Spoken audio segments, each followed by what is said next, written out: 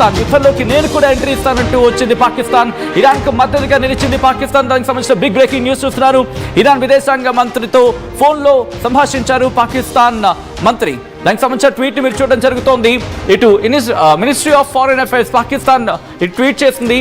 DPM or Finance Minister Senator Mohammad Ishaq Dar received a call from Finance Minister of Iran Syed Abbas Araghchi.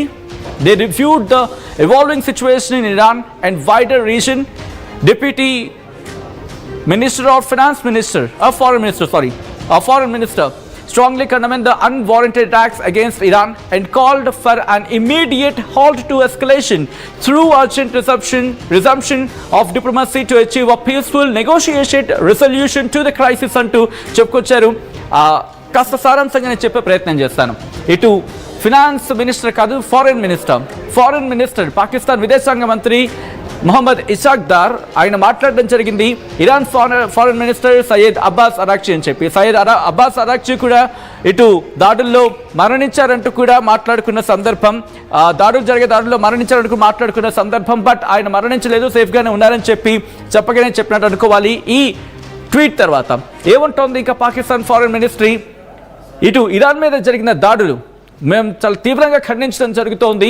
And వెంటనే ఆ దాడులని ఆపేసేయండి, immediate halt to escalation, వెంటనే మీరు మాట్లాడుకోండి, ఇటు diplomacy ద్వారా చర్చించుకోండి, శాంతియుతంగా చర్చించుకోండి, negotiation గురించి మాట్లాడుకుంటున్న సందర్భం.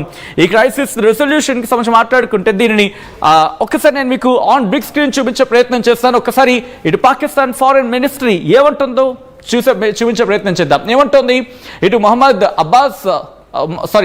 ఇషాక్ దార్ ఇటు మాట్లాడడం జరిగింది. Foreign minister Iran Seyed Abbas Araghchi అంటూ కూడా చెప్పుకొచ్చారు. అబ్బాస్ అరాక్చితో మాట్లాడారు ఇషాక్ దార్. ప్రస్తుతం ఉన్న సిచ్యువేషన్ని వాళ్ళు రివ్యూ చేయడం జరుగుతోంది. ఇరాన్తో పాటు ఆ ప్రాంతంలో ఉన్న పరిస్థితులు అంటే ఇటు ఖతార్ కావచ్చు, దుబాయ్ కావచ్చు, లేకపోతే చుట్టుపక్కల ఉన్న బహ్రెయిన్ కావచ్చు, ఈ ప్రాంతాలకు సంబంధించి చెప్పుకొచ్చినట్టుగా ఇటు పాకిస్తాన్ తీవ్రంగా ఖండించడం జరుగుతుంది. తీవ్రంగా ఖండించడం జరుగుతుందని చెప్పి ఇటు ఫారెన్ మినిస్టర్ చెప్పుకొస్తున్న సందర్భం. The unwarranted attacks against Iran and called for an immediate halt to escalation through urgent resumption of diplomacy to achieve a peaceful negotiated resolution to the crisis.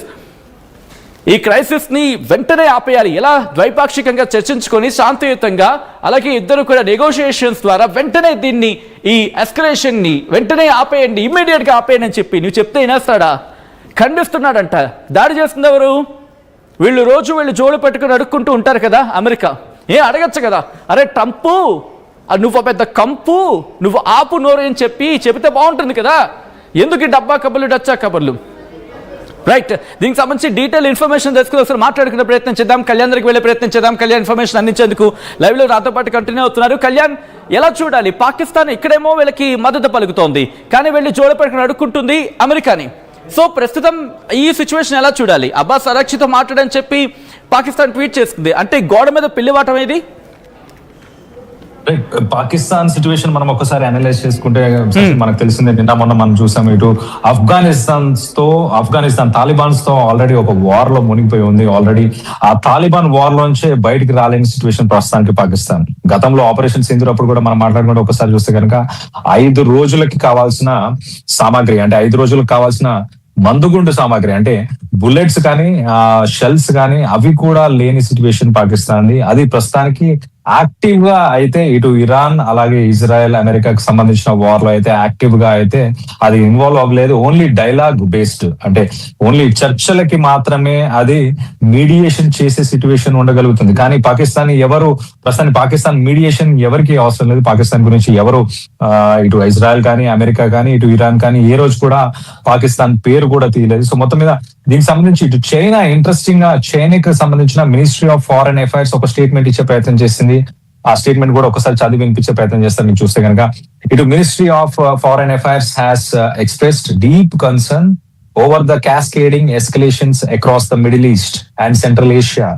They have started their willingness to play a constructive role in cooling the situation. So చర్చలకి సిద్ధంగా ఉంటే ఖచ్చితంగా మేము దానికి support చేస్తున్నాము. ఇలాంటి situation escalate అవ్వాలి అంటూ ఇటు చైనా కోరుకుంటుంది. చైనా కూడా ఓన్లీ వర్బల్ గా మాత్రమే ఎస్కలేషన్ ని ఆపాలి, ఎస్కలేట్ చేయండి, వార్ కి వెళ్ళకండి అంటూ చైనా కూడా ఓన్లీ వర్బల్ గానే చెప్పుకొచ్చే ప్రయత్నం చేస్తుంది సచిన్. సో మొత్తానికైతే చైనా కూడా యాక్టివ్ గా ఇటు డిఫెన్స్ ని అంటే మిలిటరీని పంపించి ఇటు ఇరాన్ ని సపోర్ట్ చేయడం కానీ అలాంటి ఇనిషియేటివ్ అయితే ఏం తీసుకోవట్లేదు. సో ఇరాన్ ఇంకో పక్కన ఇరాన్ కి అలాగే చైనాకి ఉన్న రిలేషన్స్ గురించి కూడా మరొకసారి చెప్పే ప్రయత్నం చేస్తా. ఒకసారి మనం చూస్తే కనుక బీజింగ్ చాలా క్లియర్ గా ఈ వార్ సిచ్యువేషన్ అయితే అపోజ్ చేస్తుంది. వద్దు, ఇలాంటి వార్ సిచ్యువేషన్ కి ఎవరు వెళ్ళకూడదు, ఇలాంటి వార్ జరగకూడదు అని అపోజ్ చేస్తుంది ఓన్లీ వర్బల్ గా. కానీ చైనా ఇటు అడ్వాన్స్డ్ మిసైల్ సిస్టమ్స్ ఇలాంటివి అయితే ఉన్నాయో అవి రీసెంట్ టైమ్స్ లో following previous clashes with Israel కి ఇటు ఇరాన్ కి సప్లై చేయడం వల్ల మాత్రం చైనా వెనకాడుతుంది. చైనా దగ్గర అడ్వాన్స్డ్ మిసైల్ సిస్టమ్స్ ఉన్నా కానీ వాటిని మాత్రం ఇటు చైనాకి ఇటు ఇరాన్ కి ఇవ్వట్లేదు చైనా. సో మొత్తం మీద ఓన్లీ వర్బల్ గానే ముందుకు వస్తా అంటూ ఇటు చైనా చెప్పుకొచ్చే ప్రయత్నం చేస్తుంది. పాకిస్తాన్ కూడా అదే సిచ్యువేషన్ ఉంది. రష్యా కూడా మనం మాట్లాడుకున్నాం, క్రెమ్లిన్ నుంచి కూడా ఇప్పటిదాకా ఒక స్టేట్మెంట్ కూడా లేదు. ఒక